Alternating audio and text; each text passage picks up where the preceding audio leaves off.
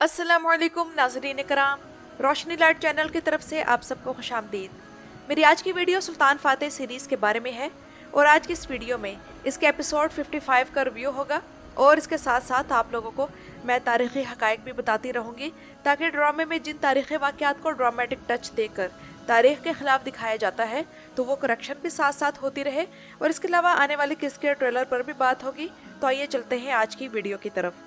और नाज़रीन इकराम, इस बार सुल्तान फातेह सीरीज़ के बारे में मेरी वीडियो काफ़ी लेट हो गई, जिसकी वजह से आप व्यूअर्स काफ़ी नाराज़ भी मेरी पिछली वीडियो के कमेंट सेक्शन में नज़र आए और यही गिला किया कि आप ओरहान सीरीज़ को ज़्यादा प्रेफर करती हैं। तो मैं यहाँ यही कहूँगी कि एक ट्रेलर देखकर वीडियो बनाना और एक 2.5 घंटे की किस्त देखकर वीडियो बनाने में फ़र्क है। जबकि किसी भी किस्त के हवाले से आप लोगों को तारीख़ी हक़ाइक़ भी बताने हों तो काम बढ़ जाता है। मैं एपिसोड एक ही सीटिंग में मुकम्मल नहीं देख सकी थी और कुछ मसरूफियत की वजह से मैंने इसे 3 सीटिंग्स में देखा, इसलिए फिर स्क्रिप्ट भी लेट लिखा तो वीडियो भी लेट आ रही है। उम्मीद है कि व्यूअर्स मेरी वजाहत से मुतमईन हो गए होंगे। तो आइए चलते हैं आज की वीडियो की तरफ। तो नाज़रीन इकराम, सुल्तान फातेह जिसने इस हफ्ते मंगल के दिन रिलीज़ होने वाले तमाम ड्रामों में सबसे अच्छी रेटिंग हासिल की है, क्योंकि इसकी इस बार की एपिसोड एक स्ट्रॉन्ग एपिसोड थी, जबकि पिछले हफ्ते इसकी एपिसोड 54 तमाम ड्रामों में रेटिंग के मामले में सबसे आखिर में थी। लेकिन इस हफ्ते इस सीरीज़ ने एक बहुत ज़बरदस्त कम बैक किया और उन सबको पिछाड़ दिया और तमाम कैटेगरीज में एक रिकॉर्ड राइज किया।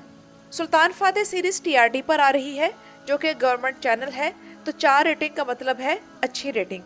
बाकी प्राइवेट चैनल्स ऐसी रेटिंग पर सीरीज़ को रोक देते हैं और वैसे तो ये सीरीज़ इससे ज़्यादा रेटिंग डिज़र्व करती है और इसी का हक बनता है कि वो मंगल के दिन तमाम ड्रामा सीरीज़ पर रूल करे।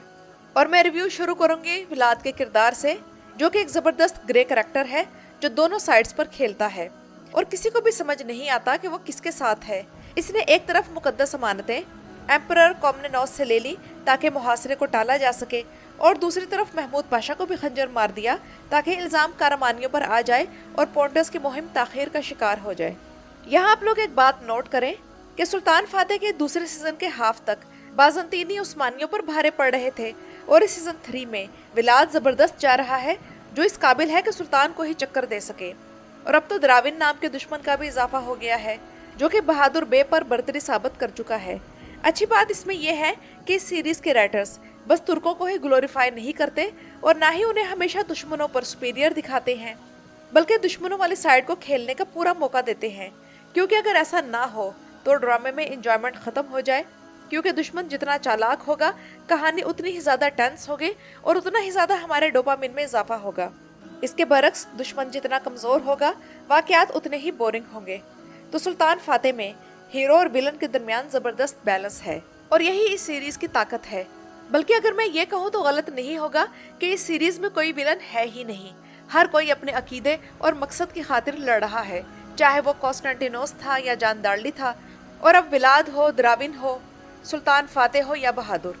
इसी वजह से ये सीरीज़ बेस्ट टर्किश सीरीज़ है, जो कि हिस्ट्री से बहुत थोड़ा सा डिविएट करती है। और नाज़रीन इकराम, सदर आज़म महमूद पाशा को कारमानियों के खंजर से जख्मी करने वाला काम ना सिर्फ विलाद के जहानत का सबूत है, बल्कि इस मामले में दूसरी अहम बात यह है कि तारीख़ी तौर पर सुल्तान फातेह ने पोंटस के मुहासरे के दौरान अपनी फ़ौज का एक हिस्सा महमूद पाशा की सरबराही में कारमानियों को मुत्तई बनाने के लिए भेजा था। तो आने वाली किस्तों में हम तारीख का एक और हिस्सा इस सीरीज़ में देखने जा रहे हैं।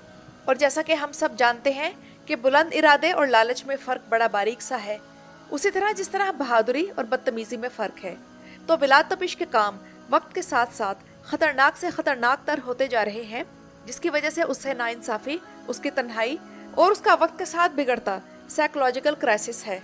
जहाँ एक तरफ सुल्तान और विलाद का सीन जानदारली और सुल्तान फातेह वाले इस सीन की याद दिला गया, वहीं दूसरी तरफ विलाद की नाकामी से सुल्तान का उस पर एतमाद मुतज़लज़ल हो गया है।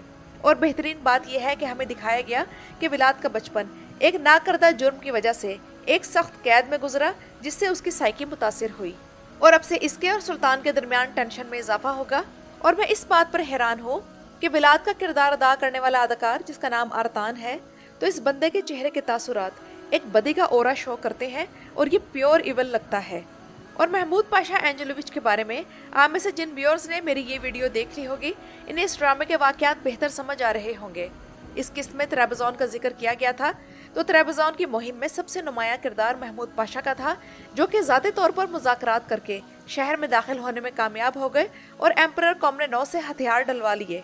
और अब अगर द्राविन के किरदार पर तबसरा करूं तो पोप के राइट हैंड ने इसके बारे में जो अल्फाज कहे थे और बहरी जंग में जो उसने गट्स दिखाए, इससे वाज़ेह है कि द्राविन उन तमाम कैथोलिक जंगजुओं से मुख्तलिफ है। इसकी इस हैवानियत से कहानी की एक्साइटमेंट में इजाफा होगा और इस किरदार के बारे में पहला इम्कान ये है कि यह कुर्चू द्वान से इंतकाम लेने की कोशिश करेगा, लेकिन ये कुर्चू को तो नहीं मार सकेगा मगर उसके भाई शाहान को कत्ल कर देगा।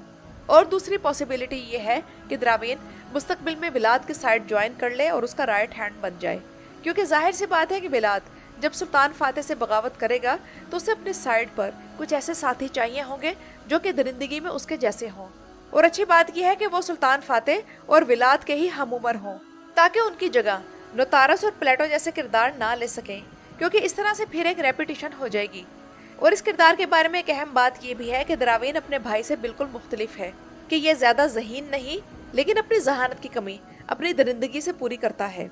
नंबर 2 ये कि जियोवानी जस्टिनियानी अपने सिपाहियों को उसूलों के साथ हैंडल करता था, लेकिन द्राविन के कोई असूल नहीं और वो अपना मकसद हासिल करने के लिए अपने सिपाही भी कुर्बान करने को तैयार हो जाता है। उधर बहादुर बे की परफॉर्मेंस इस एपिसोड में बेहतरीन थी, खास तौर पर जब सुलेमान बाल्तोगलो के फ्लैशबैक्स दिखाए गए। और नाज़रीन इकराम, अब तक ये अदाकार नोयान के किरदार के बाद किसी और किरदार में इतना फिट नहीं लगा, लेकिन अब उम्मीद पैदा हो गई है कि इस जंग के बाद हम बहादुर बे का सेकंड वर्जन देखेंगे। खास तौर पर पोंटस के मुहासरे के दौरान इसका किरदार अहम होगा और ये अच्छे तरीके से स्टैंड आउट करेगा। लेकिन नोयान के किरदार से ज्यादा शाइन करने के लिए बहादुर बे को ज्यादा सीन्स और ज्यादा इख्तियारात चाहिए, तभी ये सही पोटेंशियल दिखा सकेगा। और नाज़रीन इकराम, आने वाली किस्त के दोनों ट्रेलर्स के मुताबिक एवरानोस अली बे शहजादा मुस्तफ़ा के साथ एक भग्गी में है और लगता है कि कोई टेंशन है, जबकि सुल्तान के खेमे के सामने भी एक टेंशन है और एक बहस का माहौल है जिसमें कुर्चू द्वान, बहादुर बे और मुल्ला लुत्फी इन्वॉल्व हैं।